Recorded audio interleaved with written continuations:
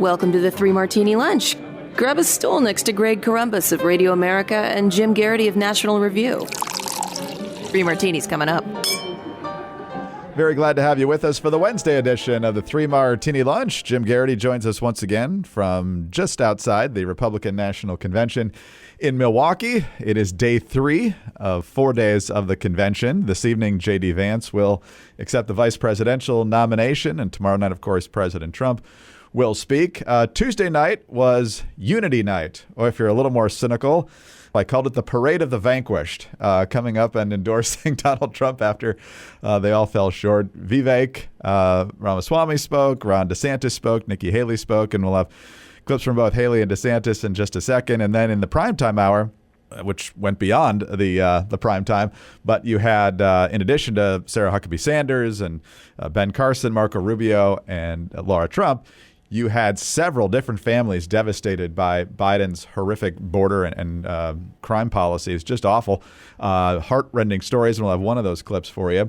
But Nikki Haley making it very clear after coming out to somewhat of a mixed reception that she's all in on Donald Trump for 2024, and she says it's time for people who don't necessarily agree with him on everything to get on board because they agree with him much more than they agree with Joe Biden and Kamala Harris. I'll start by making one thing perfectly clear. Donald Trump has my strong endorsement, period.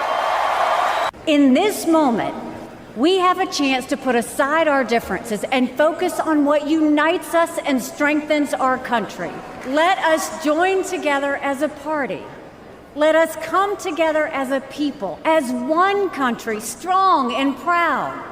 You don't have to agree with Trump 100% of the time to vote for him. Take it from me. I haven't always agreed with President Trump.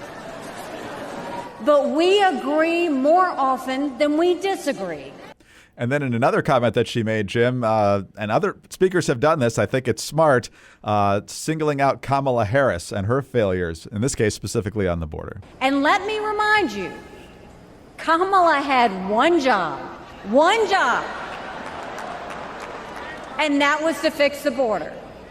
Now imagine her in charge of the entire country. We'll get to DeSantis and one of the family speakers in just a moment. But, Jim, this was the focus of your Morning Jolt today. How important do you think that was? And what do you make of them spending time on the possibility that it could end up being Kamala that they're running against before this is all over? Well, I think, first of all, on Kamala Harris, it absolutely makes sense because Kamala Harris, if Biden wins, Kamala Harris will become president sometime between January 20th, 2025, shortly after noon. They'll probably give Biden a few minutes, or at, sometime in that 4-year span. And I just seem, no one believes Biden is still going to be president when he's 86 years old. He's barely president now. No, I wrote in today's show, this may be the most consequential speech of the convention. It's not going to be the one that's going to be most remembered, have the biggest ratings or anything like that. But as I laid out in the Morning Jolt earlier in the week, about 4 million people voted for Nikki Haley in the Republican primary. It was only about 20 to 25% of the vote, but that was still, that's a chunk. And what's more is that like about 1.2 million live in the swing states, the ones that are competitive. Now, most of those people are probably, as soon as it came down to Trump and Biden, probably most of them said, I guess I'm going to have to vote for Trump. But you don't know. It's very tough to measure that. And you kind of have this sense of if you're Trump, you'd like to get all of them. You'd like to get as many of them as possible. And there are a lot of convention speeches, not just the Republicans. You can find this at Democrats. And usually it's rah, rah, isn't our guy terrific? And it kind of starts with the assumption that you, the TV viewer, love the candidate as much as the speaker does and as much as the delegates do. By the way, delegates are great. God bless them. But they cheer everything. You would have thought that Elise Stefanik, Tom Emmer, and Steve Scalise, I like all these people. But you would have thought Elvis had left the building each time they left the stage. The delegates just love hearing Republicans say, we're going to elect Donald Trump. This is the easiest crowd to please ever. Viewers at home, probably a little bit different. And so Nikki Haley made an argument to people who weren't already on board. She looked at people who were wavering, people who are, who are probably, used to voting Republicans and have not been enamored with Trump. And she said, look, the fate of the country is at stake. We cannot afford another 4 years of Biden and Harris. And she didn't downplay Trump's problems either. She didn't say, oh, it's just mean tweets and you're too sensitive. She says, look, I have disagreements with Trump, but I support him because I support him with more, and the stakes are too high. That, I think, is the kind of argument that probably will take people off the fence. I think that's an argument where people, the double haters people talk about. I think this is probably the most direct message to that. And I think that's why it's probably going to be much more consequential than anything else was said. I don't know if Nikki Haley would serve in a second Trump term. When you've been UN ambassador, it's not a lot of things. You probably could make her Secretary of State if Trump wanted to. Certainly the selection of Vance suggests that the Trump instincts are in a different direction. But, there was one of the things also I want to emphasize that when she talked about Russia, when she talked about Iran, talked about Hamas in support of Israel, Haley found out where in the Venn diagram where hawkish interventionism, some people call it neocons or something like that, and where Trump's Jacksonian instincts. Remember, Trump's the guy who killed Soleimani. Trump is the guy who sent missile launchers to Ukraine and grenades and stuff like that. He did not send blankets. Obama had done that. So this sense of, look, we may disagree on when and where we should intervene, but when we're attacked, we're going to come at you with the intensity of 1,000 suns going supernova. That's a shared point amongst almost everybody on the right. And I think it was just about the best possible speech she could have given to help Trump in November. She also had a line about strong presidents don't start wars, they prevent wars. To be perfectly fair to Biden, I don't think he's necessarily started wars. His weakness in Afghanistan encouraged Putin to go further into Ukraine. It encouraged Iran to get more aggressive in the Middle East. It encouraged Hamas, thinking that Biden was going to be weak in response. And they've largely been proven right in a number of different ways. Ron DeSantis was not about reaching out that much. He was the red meat, among others, last night. But he had some great lines. And so here are a couple of those. As a citizen, as a husband, and as a father, I am alarmed that the current president of the United States lacks the capability to discharge the duties of his office. Our enemies do not confine their designs to between 10 a.m. and 4 p.m.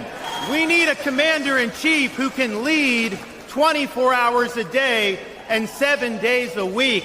America cannot afford 4 more years of a weekend at Bernie's presidency.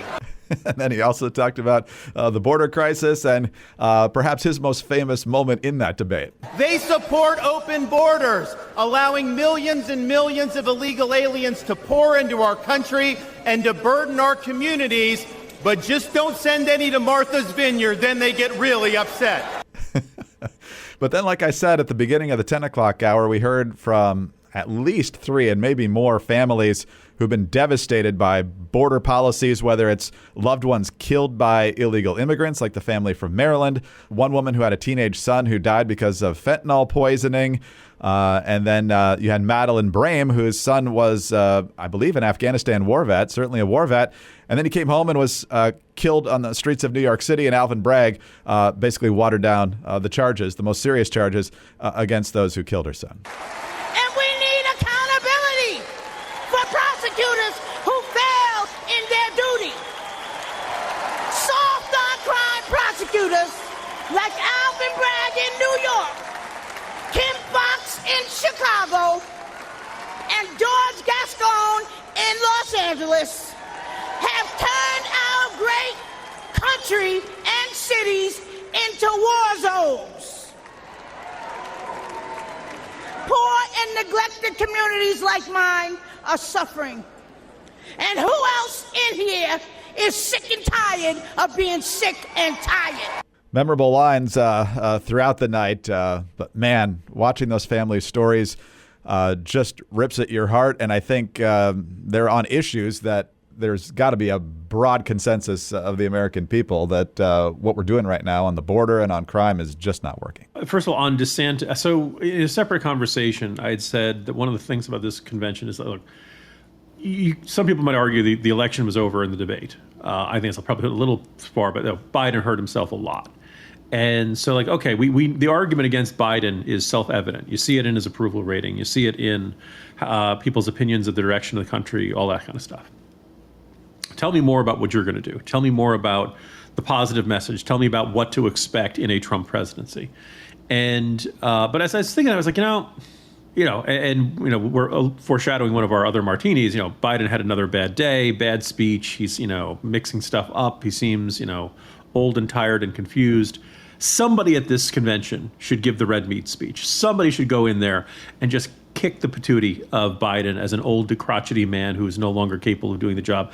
And I'm glad they gave that assignment to Ron DeSantis. I think he did it pretty darn well.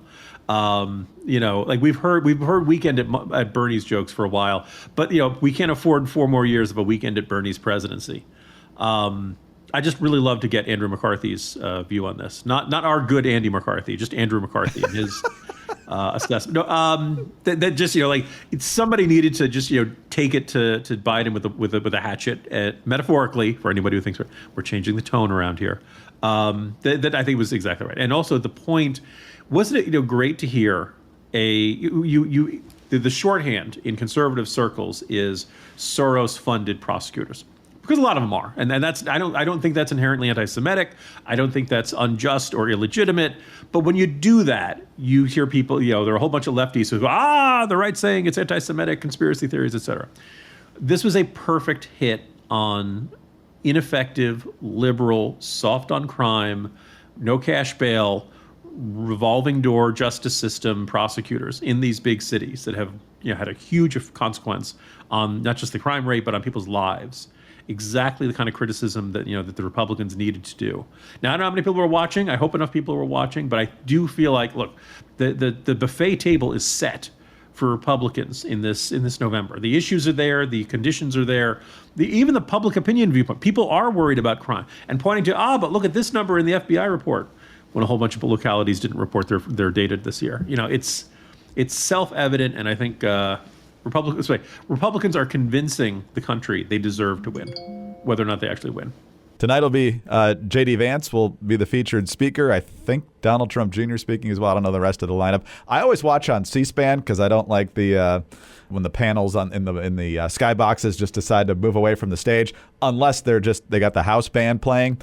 But during the prime time, when I know the networks are going, I'm like, I wonder if they're covering this. And with Madeline Brame, they all had her. I don't know about the other families. I wasn't checking then because I was absolutely riveted to their stories. But that message for sure got out last night. Next time anyone says Bidenomics is working, here's what you tell them. The Watchdog on Wall Street podcast with Chris Markowski. Every day, Chris helps unpack the connection between politics and the economy and how it affects your wallet. 30% of all tax revenue in June went to paying off interest on our national debt. We spent more on interest than Social Security, Health and Human Services, and our own national security. Whether it's happening in D.C. or down on Wall Street, it's affecting you financially. Be informed. Check out the Watchdog on Wall Street podcast with Chris Markowski on Apple, Spotify, or wherever you get your podcast. All right, Jim, on to the current president of the United States, Joe Biden. He's decided that, hey, maybe I need to come up with an actual agenda if I were to get a second term here. He keeps talking about finishing the job, and based on the issues we just talked about, finishing the job as he's led on it so far is probably not what America wants. So he's going pretty radical here. He's pushing rent control. Big corporate rent, I guess, along with big oil and big pharma and all these stuff are bad guys now. And he's also calling for term limits for Supreme Court justices, along with ethics reform, and promising to do away with broad presidential immunity. Well, yesterday, Biden spoke in a couple different places. These clips are from his stop at the NAACP, where he was talking about rent control. His plan is that he's not going to allow, if it's passed, landlords to raise your rent more than 5% a year. I assume that's what it is, but he can't even spit that out. Here's try number one. The idea that corporate-owned housing is able to raise your rent $300-400 a month or something, under what I'm about to announce, they can't raise it more than $55. He couldn't read 5% off the teleprompter, so then he tried again. We're going to bring rents down, as I said. We're going to build 2 million affordable homes and cap rent increases of 5% a year so corporate landlords can't gouge. Anyway, I don't want to get going. Yeah, there's a reason for that. So, Jim, going for a radical agenda. Some people think this is his way of trying to fire up the base to protect his own nomination. maybe help him win in November. Others think that if he does stay the nominee, this will actually hurt him among middle-of-the-road voters. But what do you make of Biden's Tuesday? It reminded me, Greg, of Bill Clinton when the Lewinsky scandal, and it was very clear the denial was not going to work out. The claims, I did not have sexual relations with that woman. And there were a lot of Democrats who were angry. And one of the first things that Bill Clinton did was he went to the left of the party. Congressional Black Caucus was a big part of it, but like a whole bunch. And it was basically like, what do you want? What do you need to stay with me? And it was, when a Democrat gets in trouble, the first thing they do is they go to the progressives and say, what do I have to pay? What do I have to give you so that you guys won't abandon me? You notice they never go to the centrists and say, all right, centrists, what kind of welfare reform would you like? They always tend to do that. And then just kind of generally, in those clips you played, those are bad. The Lester Holt interview we discussed yesterday was bad. The Stephanopoulos interview was bad. There were some really bad moments during the press conference. It's kind of like each time everybody leans forward saying, is Biden going to be any better in this one? Let me just tell you, no. There is no better Biden out there. There is no sharper, quicker on his feet, more intellectually vibrant and energetic. What you see is what you get, or what you hear. That's what you get. That's all you're going to get from Biden between now and November and beyond. So stop waiting for some better one to happen. Now, the great irony is, it looks like instead of pausing, waiting, realizing that they have until mid-August to make this decision, and arguing among the delegates at the convention, hey, should we really go with this with Biden? Democratic National Committee Chair Jamie Harrison wants to push this up. I think the earliest date was this coming Sunday, but to do an electronic roll call and to officially make Biden the nominee maybe by the end of July. Now, it's weird. The worse Biden does, the more Democrats rush to make him their nominee so it can't be undone. It's absolutely mind-boggling. And Nate Silver, among others, called him out on this and said, you're saying you're doing this because they have to do the Ohio ballot deadline. But you don't have to do it because of that. They changed, the legislature changed the states. Mike DeWine signed on.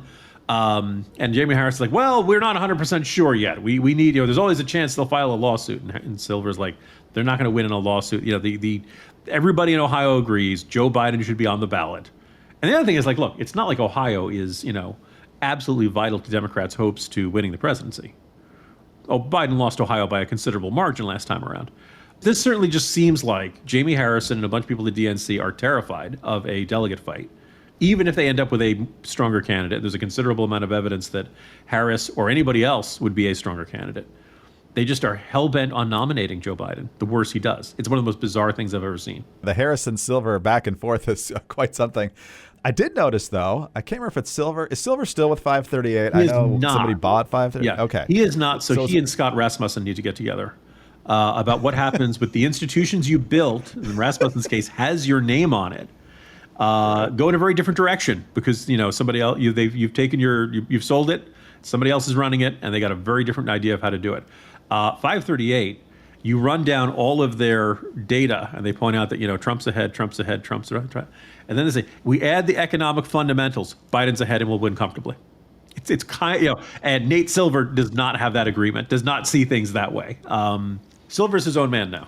So there must have been 538 that I saw where it said Biden had a 53% chance of victory. So whether that's pie in the sky prognosticating, Biden's going to latch onto that. His team's going to latch onto that and say, what are you people doing?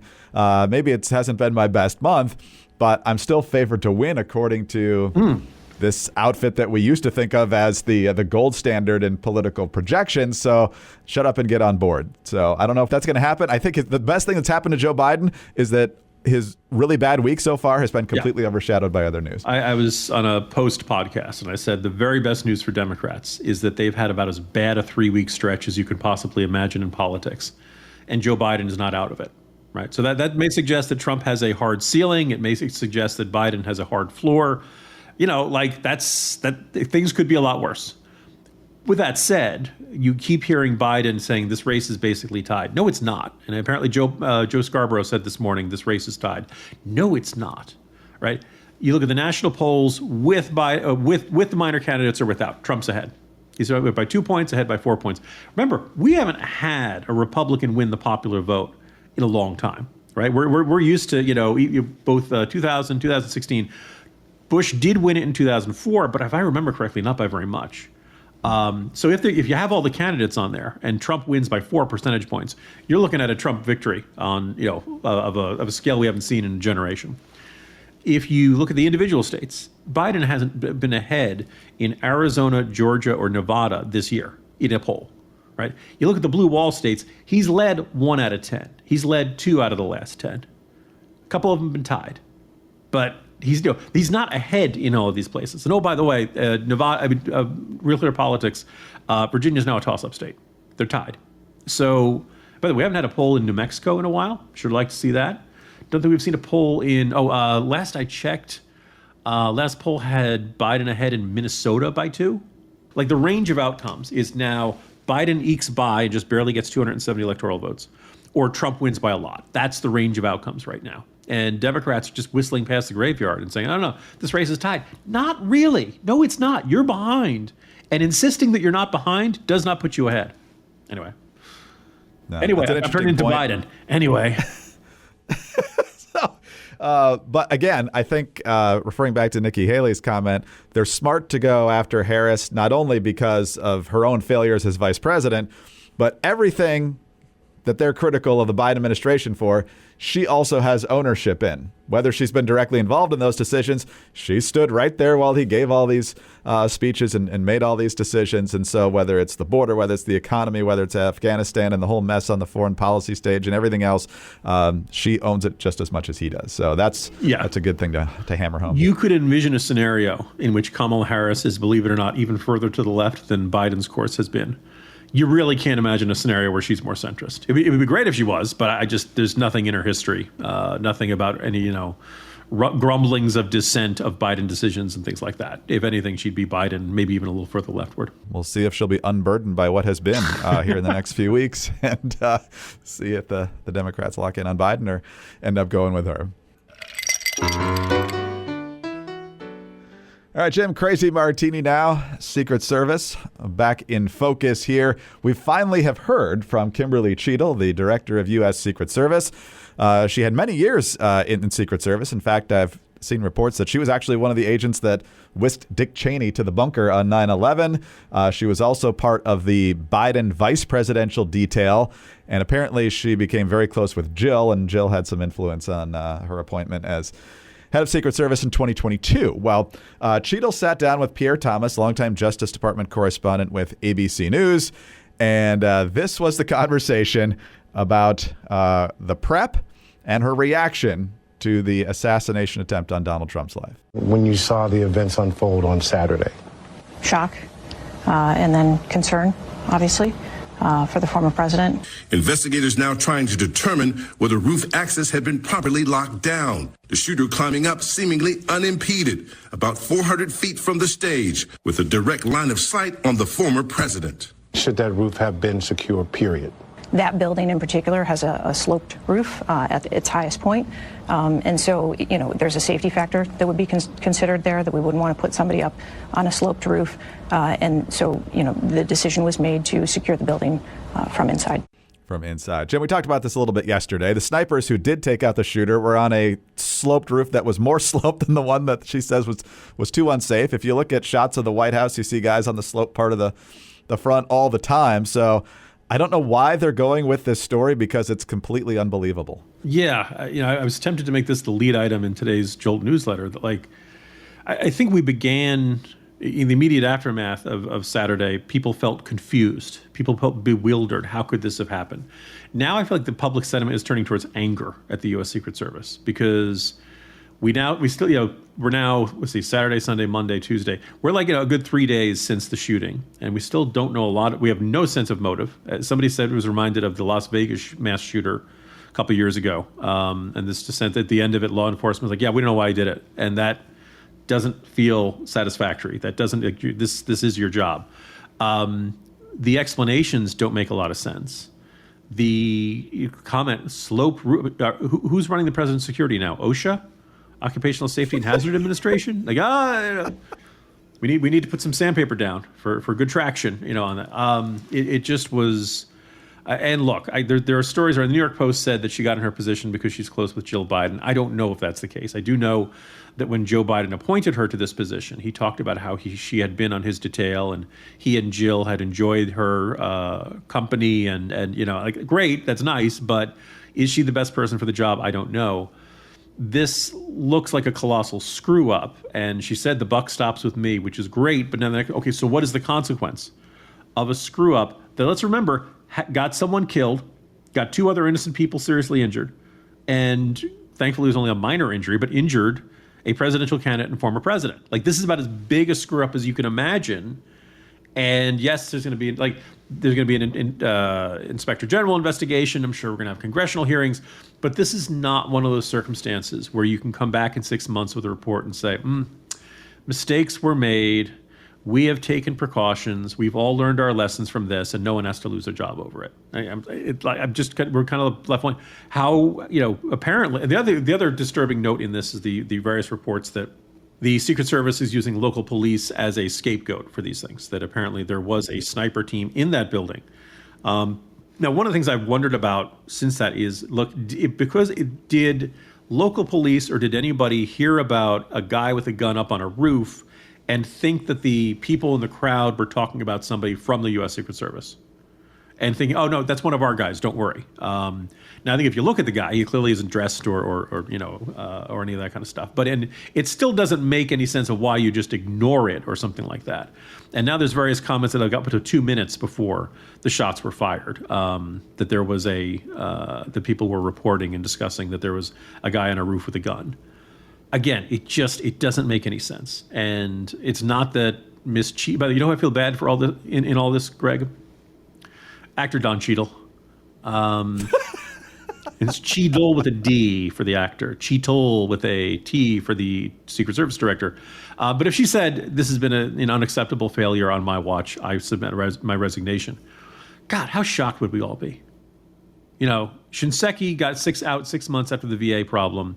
Sebelius left like a good 6 months after healthcare.gov. We'd never see anybody either resign or get fired because they absolutely screwed up on the job.